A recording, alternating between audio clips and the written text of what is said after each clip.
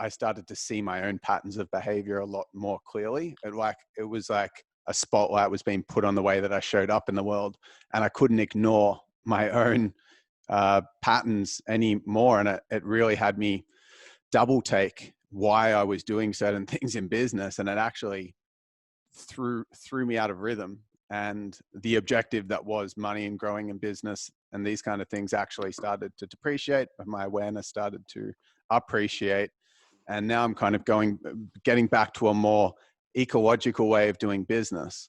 But I still find myself torn between the exposure that I have to people that may not have that same awareness that are driving for business, and find myself getting swept up in the excitement of driving business and results and feeling significant. And then I also find myself becoming aware of how that is not sustainable for the world, because it's an open loop in the sense that, economics is it gets us to prioritize resources beyond what we need, and then open loops are created. And in the sense that it's not a sustainable, all resources being used in the production process and whatnot. I'm curious to hear your perspective on that. It's a really interesting one. So I'll start with economics and social behavior. One thing that I realized, and I realized this not that long ago, I realized maybe 6 or so years ago that the amount of money you get is determined less by economics and more by positioning, and more by the structures of value people create in their mind. And I'll give you an example, right? And I'll be really personal about it. Yeah, so I did a lot of keynote speaking for, I think, more than 10 years before I got paid a cent for it. And the reason I did keynote speaking is I had a startup, which is a very early sharing economy startup. See, that's why I'm a futurist. I had one in 2005, before that was even a thing, right? And I ended up having an exit with that and sold it to a public company, but it was more the software, the back end, more than the consumer side of it. Because the consumer side was too early. I was too early. I had people renting out their cars and their bedrooms on this platform that I developed for people renting things to and from each other. See, I should be a billionaire. So I ended up becoming a futurist. Timing is so important in business. It really is. I was too early, and I've been too early with a lot of things. And that's one of the reasons I sort of ended up doing what I do, is because I was just always so interested in what's next. I'd always be a little bit too early, and I get bored easy. So that's a flaw in my behavior. So I just leverage my flaw and turn that into my work, right? So I had this, I used to do speeches to promote the business, because there was a bit of a startup culture, and that's an easy and cheap way to start to get communication and build your business a little bit. So I just started doing speeches all the time. Then people started inviting me. And then one day, someone came up to me and said, how much do you charge? And I'm like, what are you talking about? How much do you charge? I ended up getting paid for a few speeches, $300, $2,000. And then eventually, like, sometimes I'll get paid 20 grand to do a speech. It's the same speech. When I say it's the same speech, I'm the same person delivering it's the same person delivering the same sentiment. It's different words, it's a different speech, but it's the same speech. Yeah. The money is different based on the perception of the human behavior and the power structures within it. So economics is largely social. Now, here's what's weird about the problem where we're trying to grow economically. The problem is that the world is a fixed bubble with the same number of resources. Energy conservation is something that anyone who understands science is that it's energy in, energy out. It's the same amount. It just changes places. Right? If you're accumulating more, you're taking away either from the environment or someone else. They're the only two places it can come from. Someone else or the environment. If it's a natural resource, it gets extracted from the environment and probably puts it in worse shape, or you're extracting a resource from someone else. It's kind of not cool. It kind of isn't helping anyone except your ego. Yes. The thing that is, and I've got a real problem with it. I struggle with it. It's a struggle because you've got the family and you've got 200,000 years of evolution in your brain that says, gather all of the resources you can gather, because you never know when a really cold winter comes and you need those chestnuts in your cave. You need the bison in your cave. And if you don't have it, you're going to starve to death. Yeah. And the reason that humans are so short term is for 99.9% of our existence, we didn't know whether we'd make it through the winter. Yes. That's why we can't solve climate change. You're never going to solve climate change when most people, 50%, which we found out during COVID, live week to week. Yeah, I read your blog on that. It was crazy. How can you ever expect anyone to make a decision that's not even for them, it's for the wider world, when they don't even know if they're going to make it next week? Right? It's crazy, you can't. though. You can't. You've got a mismatch. Yeah. You can't. It's not going to, it's never, that's why government policy matters. You can't ask someone, oh, make sure you put the recycling in the recycling bin. Like, fucking seriously? Get your brain turned on. It has to be government policy. That's like asking someone to build their own seatbelt and put it in a car in 1950. That's what that's like. It's not going to fix anything. The seatbelts have got to come in the car. Yes. And so this quandary between the world growing and business growing, it's a real problem. It's not going to go away. There is a theory behind it. It was very popular about 15 years ago called steady state economics. Steady state economics is we don't use any more resources. We use the resources we've got, and we actually don't want GDP growth. And GDP is actually a really, really bad measure because it forces the consumption of more resources. Yes. And the reason that GDP, gross domestic product, which is all of the money spent in an economy for the listeners, is that when that was instituted 100 or so years ago, that was a reasonable measure of how well society was doing because most people were poor. And if we spent more, that meant that we got electricity in our house and we had access to healthcare and we had transport and we had education and we had more than one jumper and one pair of pants. It was a pretty good measure of society getting better. It's no longer a good measure because everyone's got more than they need. Well, I shouldn't say everyone because people do struggle around the world.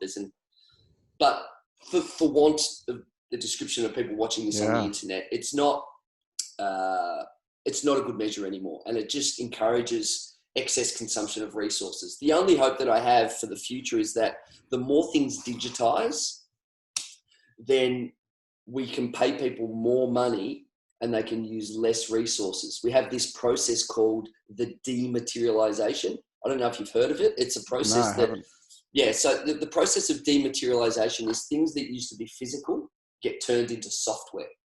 And because they get turned into software, they use less resources. Sure. So a classic example, your phone has more than 1,000 things that used to be physical in it. So a flashlight, your phone's got that. Well, you used to have a flashlight that was made of plastic, or a map for the road. That was paper, you had a map in there, or a ruler, or a spirit level, or a newspaper, or a CD player. So that's all in your phone. These things have been dematerialized, which reduce the consumption of resources. They've been turned in from physical things into software things. And this is where the world gets kind of like metaphysical, right? This is interesting kind of futurist stuff that it's hard to get your head around. That process gives us hope that we can actually have more, but consume less. So if we move things to digital, the money can continue to flow, but we can use less plastic, less whatever. And as the world finds ways to generate energy and electricity through renewable resources, that's also a dematerialization process which feeds into that loop. Yeah, super interesting. Really love your perspectives on this stuff. So what I find tricky is that the people who are most powerful in their primitive nature and desire for power that have the arguably consume the most because they buy a bunch of shit are probably the most relentless and protective and have the most at stake in their own mind and something to lose with their self-worth. And what you were talking about with social media and like, please like me, please love me. They've got their own kind of like, they have that they are psychopaths in the way that they don't understand that they have more than they need. Yeah. And want to maintain the power, which is actually, greed is actually the same thing as fear. Yeah, absolutely. They're the same thing. A lot of people, they think that they're not. Greed is the execution of fear. Greed is fear in action. Yes. Because there's no trust. Right, yeah. And it's like, I won't have enough. So I'm going to accumulate more because I'm scared. Greed and fear are the same thing. Yes. So what is your perspective on how that's going to change, or is that going to change and evolve? Because I see hope for humanity. I personally have felt a bit of a shift, and it's not necessarily on the reptilian brain perspective of things. Like, I know that I still have the desire for safety and the desire for power and to reproduce and these kind of things, but I do feel a bit of a shift in my empathy and compassion. I can feel it with you as well. Like, I can still sense that that's a part of you and it's something that's developed, but I see some people don't develop that. And we're talking about how our DNA hasn't changed for millions of years, but I still personally feel a shift. Is that just ignorance, or do you actually sense? It's not ignorance. Because it's a different plane of thinking, right? There's definitely a shift. Look, information shapes us, and even though when I say we haven't changed in 200,000 years, we have. It's a very slow moving thing. Yes, but it also depends on what lens you're looking at it, right? Right. So, look, what happens, I think, is that we perceive the things that are most proximal to our world. Yes. Right. So one of the things that I perceive at the moment is that there's a pushback against big tech, because I think big tech is the opposite of what they sell themselves to be. They sell themselves to be a service and a resource, and everyone benefits, and we're actually growing the economy, and you can tap into our resources and grow your business through using our tools. But it's actually really just, they're the schoolyard bullies now. They've gone from being tomorrow's heroes who are going to take down all the big evil corporations like Exxon and Ford and Mobil. And then they just became Exxon, Ford and Mobil with beautiful primary coloured logos and entrepreneurs with hoodies, right? They became the thing that they hated. Yes. I believe that there's a push against big tech, but I think it's because I'm in a wormhole of people who believe that same thing. And I'm just in that world of communicating and listening to those podcasts and reading those books. Now what we've got more than ever, now that there's no mainstream media, is that there is no sensible way that brings society forward together. Because with algorithms, we all live in our separate wormholes of existing belief systems. Yes. I actually, sadly, don't think it's getting better. What I think is that you and me and all of us are in our wormholes of what we see. We go, it is shifting. It is shifting, but it's shifting with slithers and in portions. And this is why one of the big sadnesses with mainstream media. Mainstream media, for all its bad, one thing it did well is it represented a sensible center of what was happening, where they had to represent the left and the right and the middle, and it gave us a way to move forward. I feel like that's really at risk. Now, it might be that humanity finds a way around that, because humanity is an ecosystem, a rich ecosystem where information infiltrates. Yeah. And I hope that more information gets out there. But I think that the biggest challenge right now on that shift, that shift in sentiment, that positive nature. Look, and I'm a positive person, but I'm a realist too. So I think that we can get there. And that's why I push for the things that I push for. It's because I want to be someone who actually helps that shift. I want to bust down that door that's not letting it out and letting it progress.